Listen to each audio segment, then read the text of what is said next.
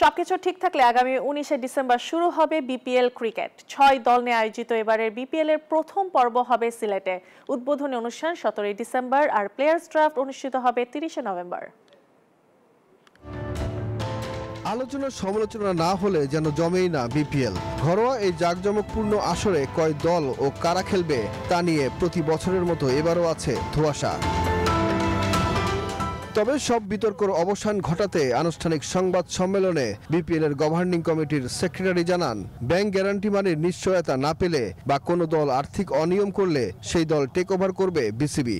এখানে বলা আছে আপনি যখন 2 কোটি টাকা দিয়েছেন, সাথে আরো ধরেন 3 কোটি টাকা দিয়েছেন, কথা বলতেছি, আপনি যদি সময় মতো বাকি টাকা নেয়, একদম ক্লিয়ার লেখা আছে যে ভাই যে আমরা এটা ফরফিট করে দিয়ে আপনার টিম দিব না।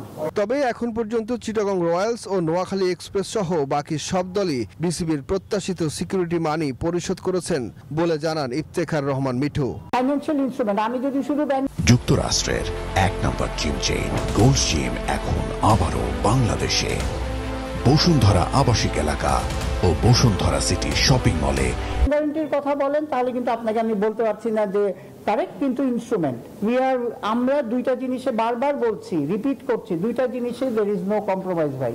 এছাড়া কোন ক্যাটাগরিতে ক্রিকেটারদের বেস প্রাইস কত হবে এবং অকশনে সর্বনিম্ন 5 লাখ টাকা ইনক্রিমেন্ট দিয়ে নাম ডাকতে হবে ক্রিকেটারদের, সেই ব্যাপারও পরিষ্কার করে বিপিএল এর গভর্নিং কমিটি।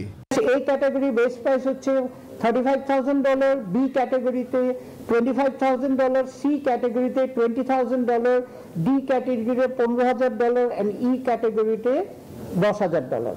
এদিকে যদি কোনো ক্রিকেটার বা টিম ম্যানেজমেন্টের সদস্য কোনো অনৈতিক কাজের সাথে জড়িত থাকে বা আগে ছিলেন বা নতুন করে জড়িয়ে পড়েছেন, এসব ব্যক্তিকে টিমের সাথে হোটেলেও থাকার অনুমতি দিবে না বিসিবি। আমরা গভর্নিং কাউন্সিল ডিসিশন নিয়েছি যে ধরেন ওর নাম আছে, হি ইজ রেড মার্ক, আমরা চেক করে যদি সে রেড মার্ক থাকে সে টিমের সাথে থাকবে না। বিপিএল এর আগে যে উদ্বোধনী অনুষ্ঠান হবে ঢাকায়, তাতে কি চমক থাকছে তা এখনো নিশ্চিত করেনি বিসিবি। সবার হেল্প নিয়ে সবকিছু করে। সুখন সরকার, নিউজ 24, ঢাকা।